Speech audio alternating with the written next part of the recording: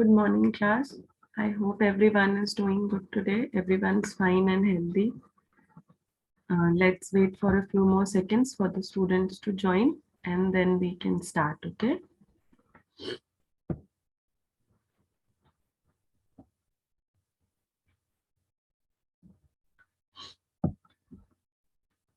अभी तक जितना पढ़ाया है वो सबको क्लियर है?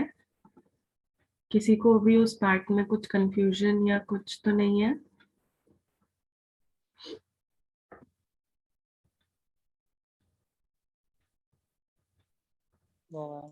Okay.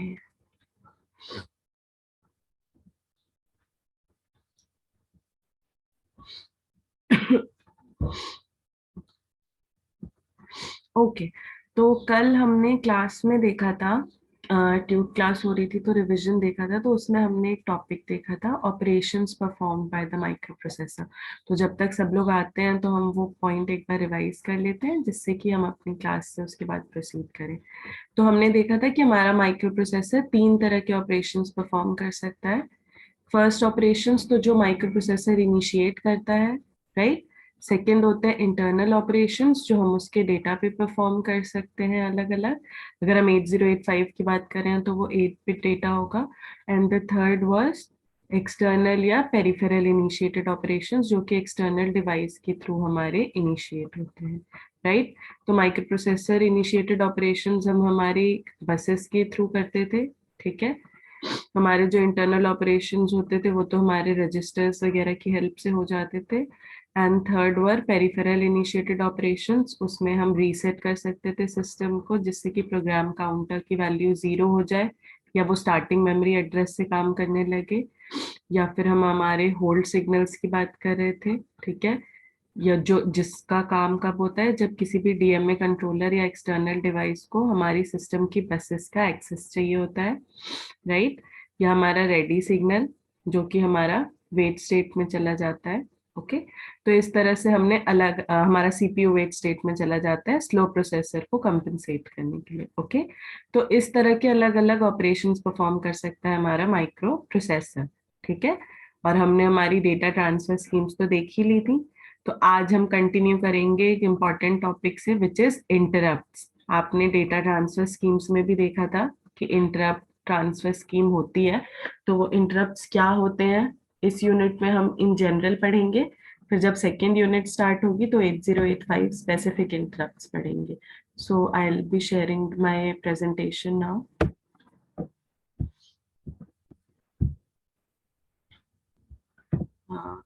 Is my slide visible? The page. Yes, ma'am. Interrupts ka page should be visible. Is it visible, the slide? Yes, ma'am. Okay, thank you, beta. Okay, just a minute.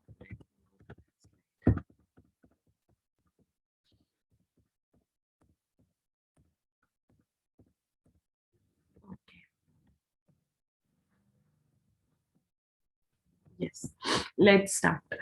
So in data transfer schemes also, we saw that interrupt transfer scheme was used whenever an external device wanted to like interrupt the main process of execution of the program, right?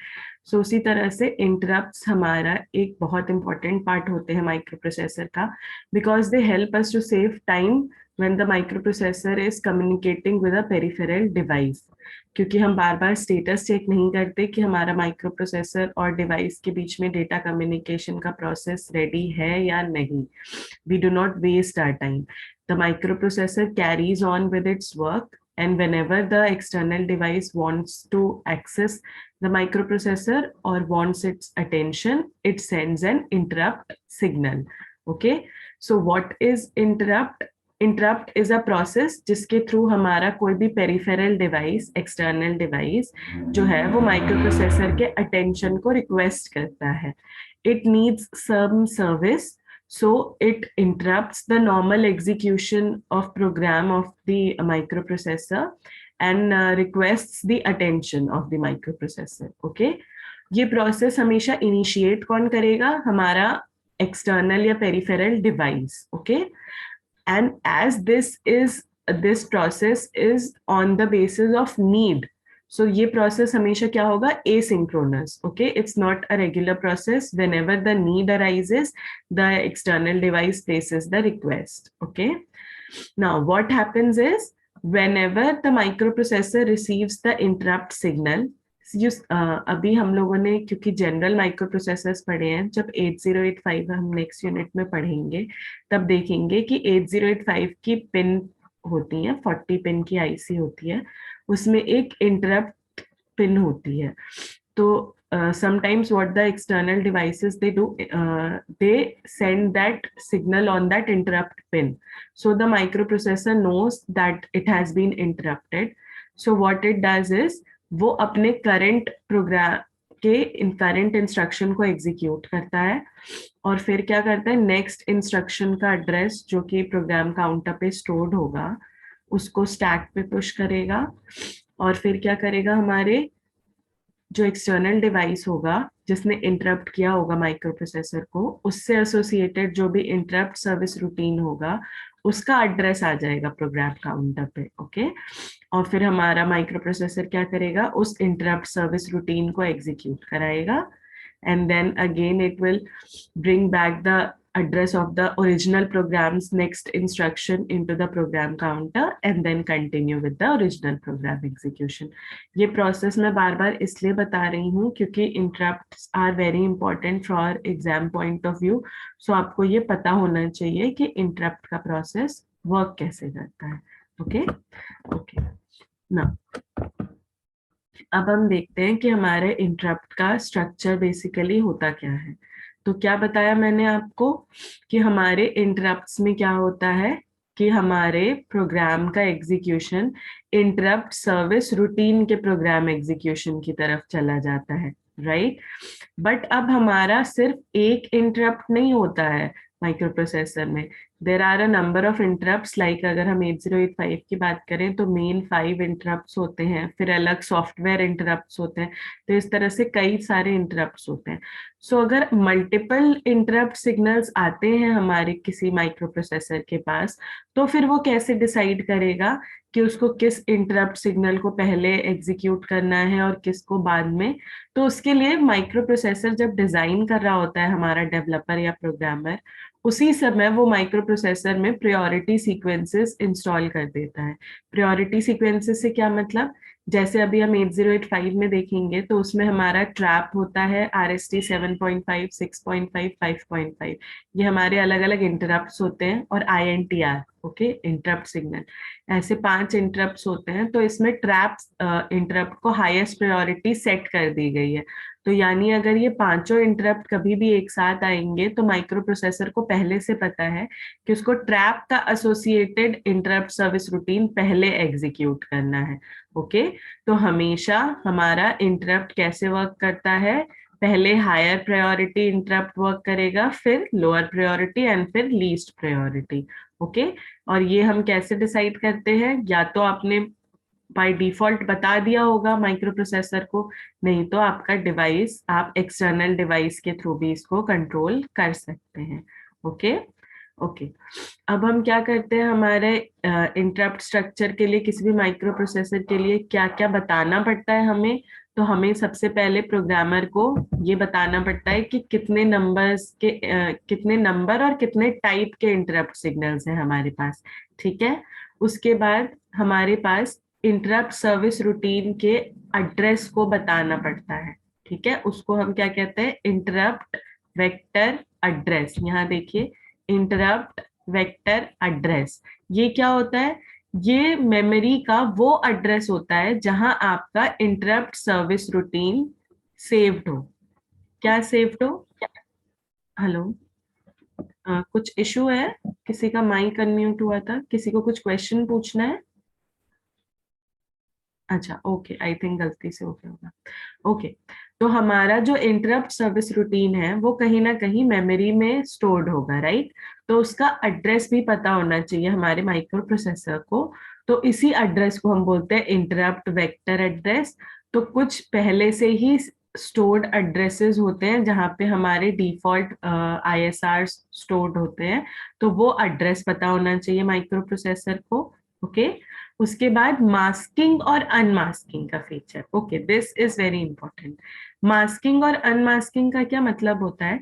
देखो, कई बार हमारा micro processor अपना कोई ऐसा program execute कर रहा होता है विच इज इम्पॉर्टेंट, उसके बीच में इंटरप्ट सिग्नल आ गया, तो हम ये नहीं चाहते कि हमारे माइक्रो प्रोसेसर के मेन प्रोग्राम का एग्जीक्यूशन रुके। तो हम क्या कर सकते हैं, थोड़ी देर के लिए हम हमारे उस इंटरप्ट सिग्नल को मास्क कर सकते हैं। मास्क इन द सेंस कि हम उसको इग्नोर कर सकते हैं कि पहले हम अपने मेन प्रोग्राम का एग्जीक्यूशन करेंगे, उसके बाद हम आपको सर्विस देंगे। Okay, so this feature is known as masking. जब आप वापस से उसको एग्जीक्यूट कराना चाहोगे इंटरप्ट सिग्नल वाले प्रोग्राम को, तो आप उसको अनमास्क कर दो। इसके लिए हमारे पास दो इंस्ट्रक्शंस होती हैं। अभी 8085 जब हम देखेंगे, रिम और सिम, सेट इंटरप्ट मास्क। ठीक है, तो इस तरह से दो इंस्ट्रक्शंस होते हैं जिनके हेल्प से आप मास्किंग या अनमास्किंग कर सकते हो। बट हम ये भी देखेंगे कि कुछ हाई प्रायोरिटी इंटरप्ट्स होते हैं जिनको हम मास्क नहीं कर सकते, वो इमरजेंसी के फॉर्म के लिए बनाए गए हैं। जैसे आप ये देखिए, कभी कभी ऐसा होता है कि आपके किसी बिल्डिंग में there is a fire hazard, right, आग लग गई है, लोगों को लिफ्ट से खाली कराना है लिफ्ट को, because lifts are not safe जब फायर हुआ होता है, you should take the stairs. तो अगर मैं अपना एक इमरजेंसी इंटरप्ट क्रिएट नहीं करूंगी जो कि लिफ्ट के नॉर्मल वर्किंग को रोक के लोगों को बाहर निकलने को नहीं बोलेगा, तो लोग लिफ्ट यूज करते रहेंगे और उन्हें चोट लग सकती है। तो ऐसी सिचुएशंस के, this is just an example, तो ऐसी सिचुएशंस के लिए हम नॉन मास्केबल इंटरप्ट्स बनाते हैं, यानी कि आप उनको अवॉइड नहीं कर सकते, वो आपके एग्जीक्यूट होंगे ही होंगे। ठीक है, तो ये होता है मास्किंग और अनमास्किंग। फिर क्या, फोर्थ पॉइंट देखो, प्रायोरिटी अमंग द इंटरप्ट्स। ये हमें इसलिए बताना पड़ता है माइक्रो प्रोसेसर को कि कई बार ऐसा होता है कि आपके 2 या 3 डिवाइसेस एक साथ सर्विस मांग रहे होंगे, तो एक साथ तो माइक्रो प्रोसेसर सबको सर्विस नहीं दे सकता, एक बार में एक ही सर्विस रूटीन को वो एग्जीक्यूट करेगा। तो ये हमारा जो प्रायोरिटी सीक्वेंस होगा उसके बेसिस पे इंटरप्ट्स को सर्विस दी जाएगी, कि जो हाईएस्ट प्रायोरिटी वाला होगा वो पहले वर्क करेगा और उसके बाद वाला उसके बाद। Timing of the interrupt signals, timing खाली इंटरप्ट सिग्नल्स के लिए ही नहीं, हर सिग्नल के लिए जरूरी होती है। कौन प्रोवाइड करता है? हमारी timing and control excuse me, हमारी टाइमिंग एंड कंट्रोल यूनिट, क्योंकि इसके बिना सिंक्रोनाइजेशन लूज हो जाएगा और हमारा कोई भी प्रोग्राम सही से एग्जीक्यूट नहीं हो पाएगा। Okay, and the last point is, हमारे इंटरप्ट प्रोग्राम को कहाँ स्टोर किया जाएगा, उसका स्टेटस कैसे बताया जाएगा कि वो सर्विस हुआ है कि नहीं, ये सारी चीजें हमारे माइक्रो प्रोसेसर को हमें बतानी पड़ती हैं। तो जब भी हम इंटरप्ट्स की बात करेंगे, ये 6 पॉइंट्स जो हैं पता होने चाहिए हमारे माइक्रो प्रोसेसर को हमारे इंटरप्ट्स के बारे में। ओके, ना टाइप्स ऑफ इंटरप्ट्स, हम इंटरप्ट्स को 3 तरह से कैटेगराइज कर सकते हैं। ओके, पहला है कि आप उस इंटरप्ट को डिले कर सकते हो या नहीं कर सकते, यानी कि आप उसको मास्क कर सकते हो या नहीं कर सकते। उसके बेसिस पे हमारे इंटरप्ट्स 2 टाइप के होते हैं, maskable and non maskable. So the interrupts which can be delayed, यानी माइक्रो प्रोसेसर अपना नॉर्मल एग्जीक्यूशन या उससे ज्यादा प्रायोरिटी के इंटरप्ट का पहले एग्जीक्यूशन करा सकता है, तो ऐसे इंटरप्ट्स को हम कहते हैं मास्केबल इंटरप्ट्स। बट ऐसे इंटरप्ट्स जो हाईएस्ट प्रायोरिटी के होते हैं और माइक्रो प्रोसेसर उनको अवॉइड नहीं कर सकता, और जैसे ही वो सर्विस रिक्वेस्ट करते हैं माइक्रो प्रोसेसर को उनको सर्विस देनी पड़ती है और उनके एसोसिएटेड इंटरप्ट सर्विस रूटीन को रन कराना ही पड़ता है, ऐसे इंटरप्ट्स को हम क्या कहते हैं? Non maskable interrupts. Okay, then second category is vectored and non vectored interrupts. मैंने अभी आपको बताया कि हमें हमारे इंटरप्ट के लिए इंटरप्ट वेक्टर एड्रेस बताना पड़ता है। इंटरप्ट वेक्टर एड्रेस क्या था? जहां पे आपके इंटरप्ट के सर्विस रूटीन का एड्रेस स्टोर हो, कि आपका इंटरप्ट सर्विस रूटीन मेमोरी में कहाँ है, उसका एड्रेस स्टोर हो, राइट? उसको क्या कहते थे? Interrupt vectored address. तो हमारे ऐसे इंटरप्ट्स जिनका हमने एड्रेस हार्डवेयर के थ्रू पहले से ही बता दिया हो माइक्रो प्रोसेसर को, उनको हम कहते हैं वेक्टर्ड इंटरप्ट्स। ठीक है, जैसे हम अभी फिर वही एग्जांपल दूंगी मैं कि अभी हम देखेंगे 8085 में कि हमारा ट्रैप हो गया या हमारे आरएसटी रीस्टार्ट इंस्ट्रक्शंस हो गई, इनका एड्रेस माइक्रो प्रोसेसर में प्री डिफाइंड है हार्डवेयर के थ्रू। तो अगर आप आरएसटी 7.5 बोलोगे या आप आरएसटी 0 बोलोगे, तो आपको माइक्रो प्रोसेसर को एड्रेस का लोकेशन बताने की जरूरत नहीं है। वो इस वैल्यू से ही एसोसिएट कर लेगा कि मेमोरी में उसको कहाँ जाना है, वहां जो भी प्रोग्राम स्टोर होगा उसको एग्जीक्यूट कर लेगा। तो आपको बताना नहीं पड़ा ये वेक्टर्ड एड्रेस, क्योंकि ये ऑलरेडी हार्डवायर्ड था माइक्रो प्रोसेसर के पास। ठीक। दूसरे आते हैं इसमें नॉन वेक्टर्ड एड्रेस, जिनका एड्रेस माइक्रो प्रोसेसर को पहले से पता नहीं होता, और आप जब अपना इंटरप्ट सर्विस रूटीन डिफाइन कर रहे होगे तब आप माइक्रो प्रोसेसर को बताओगे कि उसको कहाँ जाना है इंटरप्ट सर्विस रूटीन को एग्जीक्यूट कराने के लिए। सो यानी ये आपको एक्सटर्नली सप्लाई करना पड़ेगा, क्योंकि ये माइक्रो प्रोसेसर में हार्ड वायर्ड नहीं है, यानी उसकी डिजाइनिंग के समय ही उसमें फिक्स नहीं किया गया था। ओके। सो इन दूसरा क्या हो गया, इंटरप्ट सर्विस रूटीन के एड्रेस के बेसिस पे वेक्टर्ड और नॉन वेक्टर्ड। थर्ड कैटेगरी आती है कि हमारा इंटरप्ट सिग्नल हमने कैसे अप्लाई किया है या कैसे दिया है उसके बेसिस पे। तो अगर आपने हार्डवेयर के थ्रू, यानी हमारा जो इंटरप्ट पिन होती है माइक्रो प्रोसेसर की, अगर उस इंटरप्ट पिन पे आपने अप्लाई किया इंटरप्ट सिग्नल, या आईओ डिवाइस ने उस इंटरप्ट पिन पे अप्लाई किया कि मुझे सर्विस चाहिए, यानी उस पिन को हाई कर दिया, तो क्या होगा, वो एक हार्डवेयर इंटरप्ट होगा। और अगर आपने इंस्ट्रक्शंस प्रोग्राम के थ्रू वर्किंग को इंटरप्ट कराया 8085 या किसी और माइक्रो प्रोसेसर की, और फिर आपने सर्विस मांगी, आपने यानी एक्सटर्नल डिवाइस में सर्विस मांगी, तो फिर वो क्या कहलाएगा, एक सॉफ्टवेयर इंटरप्ट। सो हम इंटरप्ट को थ्री वेज में क्लासिफाई कर सकते हैं। फिर से सुनिए, अगर आप किसी इंटरप्ट को डिले कर सकते हैं या नहीं उस बेसिस पे क्लासिफाई करेंगे, तो दो टाइप के, मास्केबल और non maskable. Maskable are the ones which can be delayed and the microprocessor can continue with its normal program execution. Okay. And after completing the normal execution then it can service that request. तो वो क्या होगा, maskable. Non-maskable, which cannot be delayed and require immediate attention of the microprocessor, वो क्या होंगे हमारे non-maskable. Then second category is आपका interrupt service routine का एड्रेस कैसे बताया गया है उसके बेसिस पे. So if it is hard wired by the manufacturer in the beginning only and you do not have to state the address of the interrupt service routine, then it will be vectored. But if you have to externally supply the address of the interrupt service routine, then it is non-vectored. Third is on the basis of application of the interrupt service request or interrupt signal. So if you are applying the interrupt signal on the pin, on the interrupt pin or through hardware, then it will be called as hardware interrupt. Or if you are interrupting the program sequence by using some other set of instructions, then it will be a software interrupt. Okay. All these interrupts we'll be studying with the help of examples when we'll study 8085 in unit 2. Okay. यहाँ तक clear है सबको interrupts में? किसी को कोई confusion? Hello, सबको clear है इंटरप्ट? क्लियर नहीं है कि कंफ्यूजन नहीं है? क्लियर है? ओके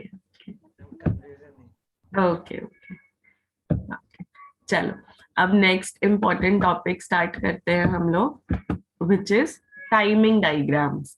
अब टाइमिंग डायग्राम स्टडी करने से पहले हमें कुछ बेसिक्स पता होने चाहिए हमारी इंस्ट्रक्शंस के बारे में. तो हमारा 8085 किसी भी इंस्ट्रक्शन को जब मतलब रीड करता है, या हमने कोई भी हमारा 8085 जब भी हमको इंस्ट्रक्शन लिखते हैं तो उसके साथ क्या क्या होता है उसके बाद आज हम वो देखेंगे. तो सबसे पहले देखो, आप कोई भी इंस्ट्रक्शन 8085 में या किसी भी माइक्रो प्रोसेसर में एंटर करते हो, तो मैंने आपको पहले भी बताया था कि हम या तो हाई लेवल लैंग्वेज में लिख रहे होते हैं या असेंबली लैंग्वेज में लिख रहे होते हैं। तो वो लैंग्वेज माइक्रो प्रोसेसर को नहीं आती, तो माइक्रो प्रोसेसर क्या करता है, असेंबलर की हेल्प से, अगर मैं 8085 या 8086 की बात कर रही हूँ, तो हमने जो प्रोग्राम लिखा होगा वो असेंबली लैंग्वेज में होगा। तो माइक्रो प्रोसेसर एक टूल या प्रोग्राम होता है असेंबलर, उसकी हेल्प से क्या करेगा, इस असेंबली लैंग्वेज प्रोग्राम को बाइनरी सिंबल्स में कन्वर्ट करेगा, जो कि क्या होते हैं हमारे निमोनिक्स। मैंने आपको उस दिन जब मशीन लैंग्वेज बताया था तब बताया था कि वो क्या होता है, निमोनिक्स। तो उनमें कन्वर्ट करेगा जिससे कि वो समझ सके कि उसको एक्चुअली करना क्या है।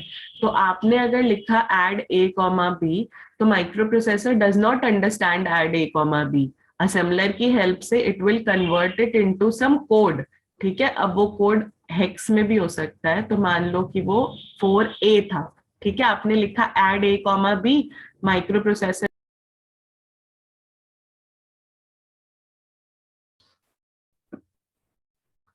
Hello, I am sorry, I think the network was disconnected, कुछ प्रॉब्लम था। I will share the screen again. Is the screen visible again? Yes, ma'am. Okay, I'm sorry, there was some network issue, किसी का call आ गया था, so the network got disconnected. Okay, so where was I? The flow breaks and then okay. Uh, as I was saying, so there is some associated machine code with every instruction. Okay, तो जैसे हमारी 74 instructions होती हैं 8085 में, तो हर एक instruction का अपना एक associated code होता है। तो जैसे ही आप वो instruction लिखते हो, माइक्रो प्रोसेसर जब आपके instruction को fetch करेगा, डिकोड करेगा और एग्जीक्यूट करेगा, तो जो ये बीच में स्टेप होता है डिकोडिंग का, उसमें माइक्रो प्रोसेसर क्या करता है, अपने मशीन कोड को अंडरस्टैंड कर लेता है, राइट। तो क्या 3 स्टेप्स होते हैं माइक्रो प्रोसेसर में किसी भी इंस्ट्रक्शन के कंप्लीट एग्जीक्यूशन के लिए? सबसे पहले क्या होगा, वो इंस्ट्रक्शन फेच होगा मेमोरी में से, ठीक है, क्योंकि आपने जो प्रोग्राम लिखा होगा वो कहाँ जाके स्टोर हुआ होगा, मेमोरी में, राइट। वो इंस्ट्रक्शन फेच होगा, फिर माइक्रो प्रोसेसर उसको डिकोड करेगा, यानी अपनी मशीन लैंग्वेज में कन्वर्ट करेगा, और फिर एग्जीक्यूट करेगा। तो हर इंस्ट्रक्शन के लिए ये 3 काम होते हैं। What 3 steps are performed? The instruction will be fetched from the memory. Why? Because all the programs and instructions are stored in the memory. So the first step is fetching of the instruction from memory. Okay. Then the second step will be decoding. That instruction will be decoded by the microprocessor so that it can understand कि उसको actually करना क्या है। जब वो उसको decode कर लेगा अपनी लैंग्वेज में, मशीन लैंग्वेज में, तब उसको समझ में आएगा कि अच्छा उसको ए कॉमा बी को ऐड करना था। तो जब फाइनली वो ये समझ जाएगा डिकोडिंग के बाद, तो वो क्या कर देगा, इस चीज को एग्जीक्यूट कर देगा। So these are the main 3 steps that are perform for every instruction whenever you want to execute a program in microprocessor. Okay, so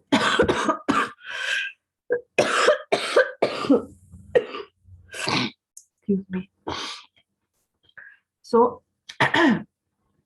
so now let's start. Instruction cycle पढ़ने से पहले आपको ये पता होना चाहिए कि what is an instruction. And I have told you many times that instructions are nothing but commands or set of lines जो कि हम as a programmer अपने microprocessor में लिखते हैं so that it can perform a particular task. Okay. And then those instructions are executed sequentially, and those set of instructions are known as program. Okay. Now, where is this program stored in the microprocessor? It is stored in the memory. Okay. So whenever an instruction has to be executed, किसी भी program को execute करोगे तो sequentially करोगे, right? Line by line. तो क्या करेगा आपका CPU? Line by line एक एक instruction को memory से fetch करेगा, ठीक है, फिर उसको डिकोड करेगा जिससे कि फाइनल रिजल्ट हमें मिल जाए। ओके, तो हमारे यही जो स्टेप्स होते हैं, क्या, हमारी एक इंस्ट्रक्शन मेमोरी में से आई, हमने उसको डिकोड किया और फिर एग्जीक्यूट किया। इस पूरी प्रोसेस को हम कहते हैं इंस्ट्रक्शन साइकिल। क्या कहेंगे? Instruction cycle. entire process of fetching the instruction from the memory, decoding it, and then executing it is known as an instruction cycle. Okay, now so that is why I have written here कि आपका यहाँ पे instruction cycle, IC is for instruction cycle, FC is for fetch cycle, and EC is for execution cycle. Okay, so हमारे instruction cycle को यहाँ दो parts में इसलिए दिखाया गया है क्योंकि डिकोडिंग होते ही एग्जीक्यूशन हो जाता है। ओके, सो दो पार्ट्स दिखाए गए हैं, fetch cycle and execution cycle, just to show कि अगर आपने मेमोरी से फेच कर लिया तो उसके बाद जैसे ही आप डिकोड करोगे इंस्ट्रक्शन को वो खुद ब खुद एग्जीक्यूट हो जाता है। Okay, so the instruction cycle is mainly made up of two steps. The first one is fetching the instruction from the memory, and the second is decoding and executing it. Okay, so all the necessary steps which are required to decode and execute any instruction from the memory is known as instruction cycle. Okay, then what happens is the first step, as I told you, is the fetch operation. Okay, so fetch operation क्या? मैंने आपको उस दिन जब example दिया था instruction का तो आपको बताया था हर इंस्ट्रक्शन में दो पार्ट्स होते हैं। कौन कौन से? एक ऑप कोड और एक ऑपरेंड। ऑप कोड क्या बताया था? ऑप कोड आपका ये बताता है माइक्रो प्रोसेसर को कि उसको करना क्या है, what is the task to be performed, and operand is that data जिसके ऊपर टास्क परफॉर्म होना होता है। राइट, सो हम क्या करेंगे, हमारी जो पहली बाइट होगी इंस्ट्रक्शन की वो क्या है? हमारा ऑप कोड। ठीक है, अच्छा, हमारा इंस्ट्रक्शन जो है वो 8 बिट्स का यानी 1 बाइट जितना हो सकता है या उससे बड़ा भी हो सकता है। क्यों? क्योंकि हमारा डेटा हो सकता है कि हम 2 बाइट का डेटा ऑपरेट कराना चाह रहे हो, राइट, या हो सकता है हमारा 2 बाइट का डेटा जब मेमोरी में स्टोर्ड हो तो मेमोरी का एड्रेस 8 बिट से बड़ा हो, तो इसलिए आपकी इंस्ट्रक्शन 8 बिट से बड़ी भी हो सकती है। ये चीज हमेशा याद रखिएगा। ये मत सोचिएगा कि आपका 8085 केवल 8 बिट के डेटा को प्रोसेस कर सकता है तो आपकी इंस्ट्रक्शन सिर्फ हमेशा 8 बिट की होगी। आपकी इंस्ट्रक्शन 16 बिट की भी हो सकती है, यानी 2 बाइट की भी हो सकती है और 3 बाइट की भी हो सकती है, depending on the size of data या address of the data where the values are stored. Okay, then हमारा नेक्स्ट स्टेप क्या होता है? हमारे प्रोग्राम काउंटर में मेमोरी का वो एड्रेस रहता है जहां नेक्स्ट इंस्ट्रक्शन एग्जीक्यूट होनी हो, उसका एड्रेस स्टोर्ड रहेगा। ठीक है, तो हर फेच साइकिल के बिगनिंग में क्या होगा? हमारे प्रोग्राम काउंटर में एक नया मेमोरी लोकेशन का एड्रेस होगा जहां पे हमारा ऑप कोड अवेलेबल होगा। ठीक है, तो हमारा माइक्रो प्रोसेसर सबसे पहले क्या करेगा? हमारे ऑप कोड को डेटा बस पे लाएगा जिससे कि वो माइक्रो प्रोसेसर तक आ पाए। राइट, जिससे कि सबसे पहले माइक्रो प्रोसेसर को ये पता हो कि उसको काम क्या करना है, तो इसलिए सबसे पहले मेमोरी में से ऑप कोड आएगा जिसके हेल्प से माइक्रो प्रोसेसर नोस कि अब उसको काम क्या करना है। ठीक है, ये सारा ऑपरेशन करने में माइक्रो प्रोसेसर को 3 से 4 क्लॉक साइकिल्स लगती हैं। अगर कोई स्लो डिवाइस होगा जिसकी मेमोरी स्लो होगी तो उसको और ज्यादा क्लॉक साइकिल्स भी लग सकती हैं। ओके, तो जब तक माइक्रो प्रोसेसर को ये डेटा नहीं मिल जाता कि ऑप कोड क्या है तब तक माइक्रो प्रोसेसर आपका वेट स्टेट में रहता है। ठीक है, किस स्टेट में रहता है? वेट स्टेट में। ओके, सो फिर से समझते हैं, फेच ऑपरेशन में माइक्रो प्रोसेसर क्या करता है हमारा, इस बात पे डिपेंड करेगा आपका फेच ऑपरेशन कितना टाइम लेगा कि आपका जो इंस्ट्रक्शन है वो कितने बाइट्स का है। ओके, 1 बाइट लॉन्ग है, 2 बाइट लॉन्ग है या 3 बाइट लॉन्ग है। ओके, उसके बाद इस पे डिपेंड करेगा कि आपकी मेमोरी कितनी फास्ट और कितनी स्लो है। अगर आपकी मेमोरी स्लो है तो वो ऑप कोड फेच होने में ज्यादा टाइम लगेगा, तो आपका माइक्रो प्रोसेसर वेट स्टेट में चला जाएगा। ओके, अच्छा, अब वो इंस्ट्रक्शन को फेच करता कैसे है? तो हमारे प्रोग्राम काउंटर में हर नेक्स्ट इंस्ट्रक्शन का जिसको एग्जीक्यूट होना होता है उसका एड्रेस स्टोर्ड होता है। ओके, सो हमारे प्रोग्राम काउंटर में नेक्स्ट ऑप कोड का भी एड्रेस स्टोर्ड होगा, तो उस एड्रेस के बेसिस पे माइक्रो प्रोसेसर क्या करेगा? उस ऑप कोड को पोजीशन पे जाएगा उस एड्रेस पे और फिर उस ऑप कोड को डेटा बस पे प्लेस कर देगा, क्योंकि वो है तो डेटा ही ना, फिर डेटा बस की हेल्प से वो आ जाएगा किसके पास, माइक्रो प्रोसेसर के पास। ठीक है, तो हमारा इंस्ट्रक्शन या ऑपकोड क्या हो गया, फेच हो गया। मैंने अभी बताया था क्या होगा, डिकोड या एग्जीक्यूट। तो सेकंड स्टेप होता है हमारा डिकोड या एग्जीक्यूट। तो जैसे ही आपका वो ऑपकोड आ गया अब प्रोसेसर के पास, अब क्या होगा, वो ऑपकोड जाएगा आपके डेटा रजिस्टर के पास और इंस्ट्रक्शन रजिस्टर के पास। वहां पे क्या होगा, एक डिकोडर सर्किटरी लगी होती है। वो डिकोडर सर्किटरी क्या करती है, उस ऑपकोड को डिकोड करेगी और माइक्रो प्रोसेसर को बताएगी कि उसको एग्जैक्टली करना क्या था। ठीक है, जैसे ही वो इंस्ट्रक्शन डिकोड होगा, आपके इंस्ट्रक्शन का एग्जीक्यूशन बिगिन हो जाएगा। ठीक है, अगर आपका जो डेटा है वो आपके रजिस्टर्स में स्टोर्ड है, तो जैसे ही इंस्ट्रक्शन डिकोड होगा, फौरन से इंस्ट्रक्शन एग्जीक्यूट होना स्टार्ट हो जाएगा। ठीक, बट अगर आपका जो डेटा है ऑपरेंड है, जैसे ऐड ए कॉमा बी था, तो अभी तो आपको ऐड पता चला, राइट।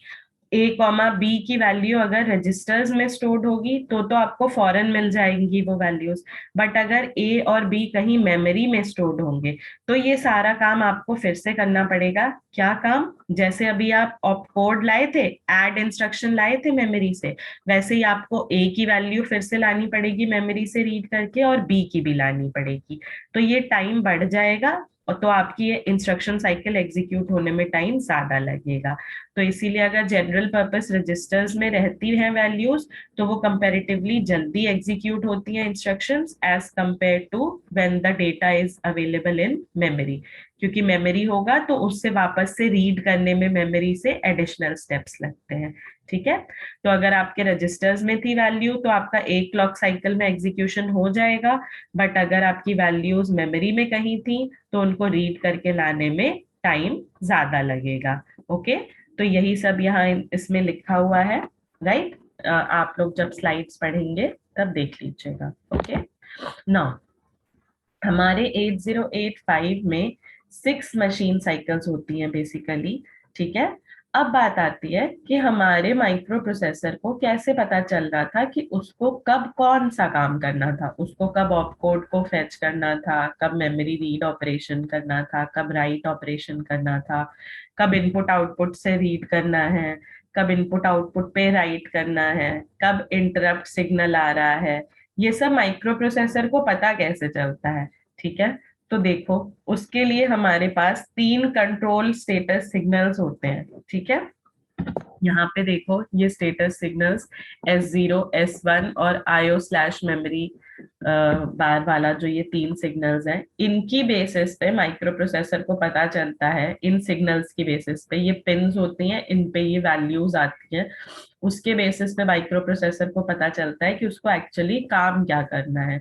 ओके, सो आप देखो यहाँ हर एक वैल्यू के लिए, हर एक काम के लिए एक particular set of values designed है, राइट। ये कंट्रोल सिग्नल्स की और ये स्टेटस की।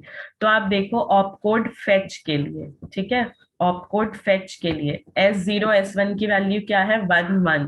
मेमोरी रीड के लिए क्या है, 1 0। मेमोरी राइट के लिए क्या है, 0 1।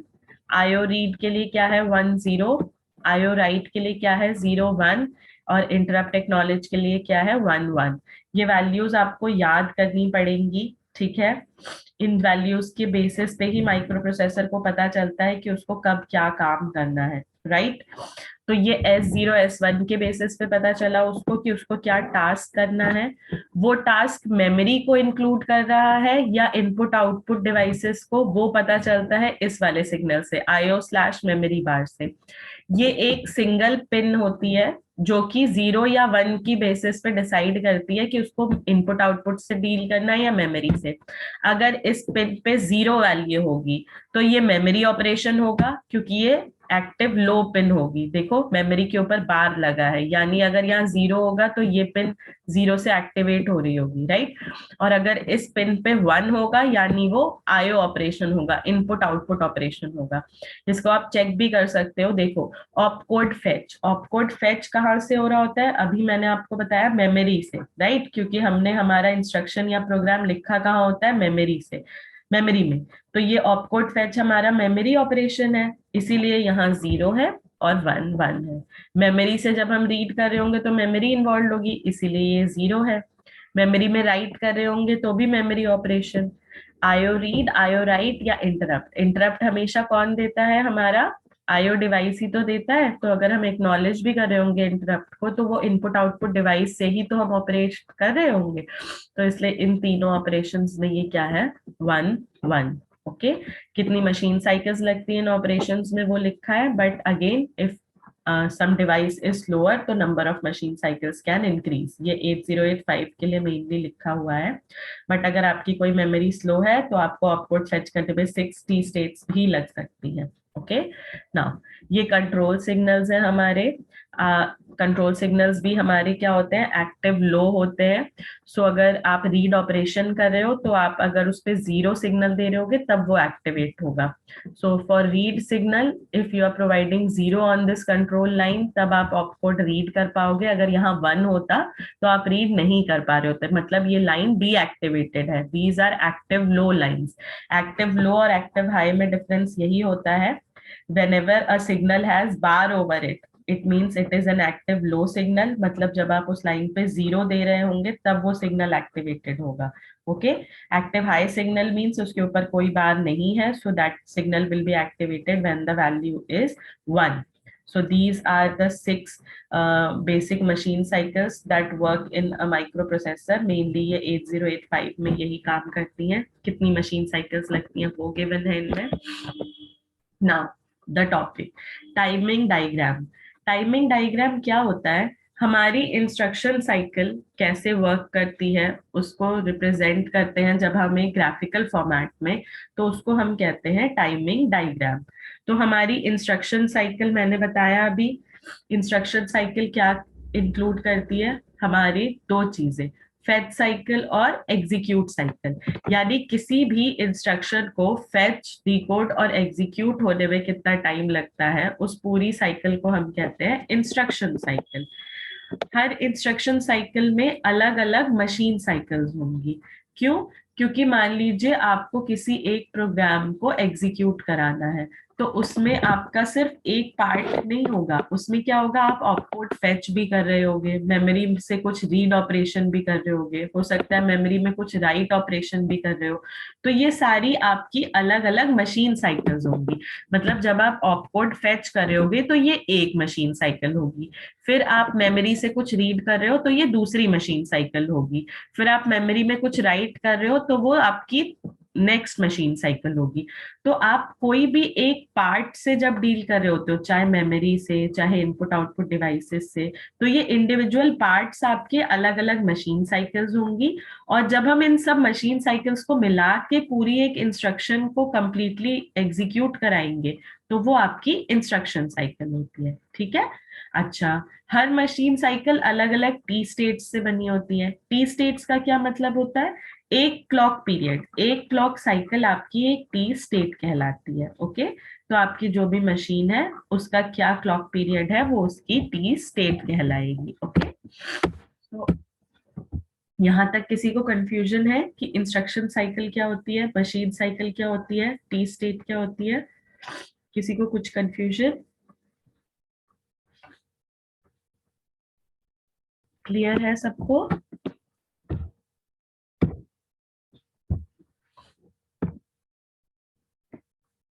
अभय, अंकिता, अभिषेक, सबको क्लियर है? टाइमिंग डायग्राम में इंस्ट्रक्शन साइकिल क्या होती है, मशीन साइकिल क्या होती है, टी स्टेट्स क्या होते हैं? हमें एक बार और बता दीजिए। अच्छा ठीक, चलो एक बार और समझते हैं। हमारा क्या होता है, कोई भी इंस्ट्रक्शन आप एग्जीक्यूट कराओगे तो उसमें खाली एक काम नहीं हो रहा होगा कि हमेशा मेमोरी में से कोई चीज आ रही हो या रीड ऑपरेशन हो रहा हो, हमेशा ऐसा जरूरी नहीं है।